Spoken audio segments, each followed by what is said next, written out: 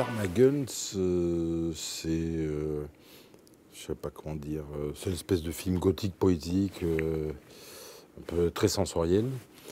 Donc ça commence par un accident de ski nautique, et ensuite c'est une espèce de voyage au pays des morts, une espèce d'Orphée Eurydice à l'envers, tout ça sur fond de conspiration, de trafic génétique, de révolte des Dharma Guns, une espèce de société secrète, enfin voilà.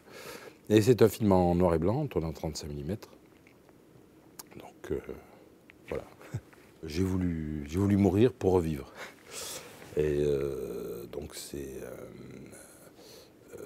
disons, dès ma première jeunesse, j'étais intrigué par les livres des morts, qui s'agissent des livres égyptiens ou des livres, genre les livres des morts mayas, qui sont des livres d'images en fait. Et où finalement, c'est une espèce de voyage dans le temps qu'on entreprend après la mort, ou alors on revisite des choses ressortant de sa propre vie. Disons, les livres des morts sont une espèce de recueil d'instructions pour voyager dans le temps.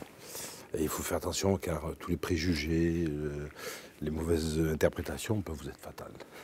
Le film est double. Disons que c'est vrai qu'il y a la présence de la mort, mais à la fois, c'est quelque chose qui peut être finalement, comment dire, qui est assez aventureux et romanesque, si on peut dire. Et parce qu'en fait, le personnage va retrouver le fantôme d'une jeune femme. Et puis là, au début, c'est vrai qu'il apparaît n'ayant presque plus de mémoire, et puis petit à petit, il reprend ses marques.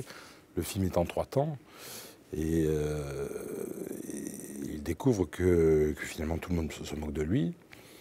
Et puisqu'il y a des gens qui semblent être ses proches, mais qui ne le sont pas, il est plus ou moins héritier d'une succession qui n'adviendra pas.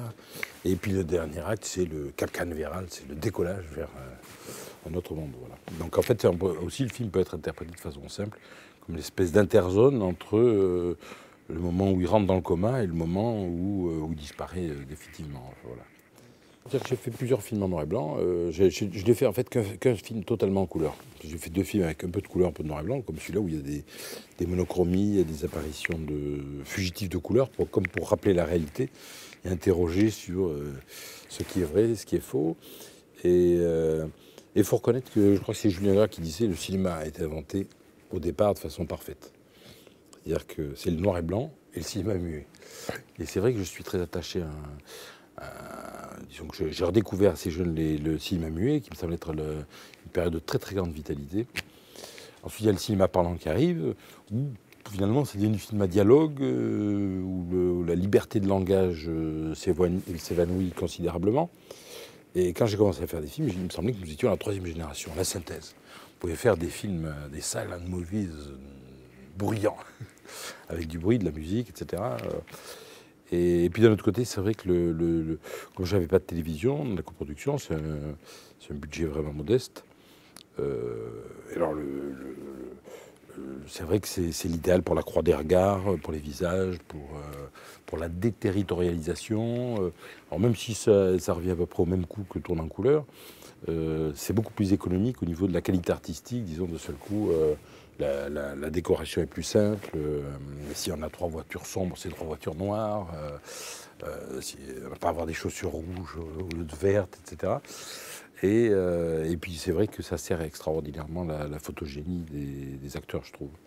Alors comme je pouvais me payer ce luxe n'ayant pas de télévision, et puis que hélas j'ai peur que ce soit peut-être le dernier film en 35 noir et blanc que je pourrais faire, j'en ai profité. J'ai un coffret DVD qui vient de sortir en France, de mes premiers films, donc c'est sorti chez Potemkin Agnès B. Et les films sont sous-titrés en anglais. Donc il y a mes 3 premiers longs métrages, mes 2 courts métrages, et ensuite un autre petit coffret devrait sortir avec 4 films, 3 courts qui font un peu un long, et puis Dharma Guns. Voilà.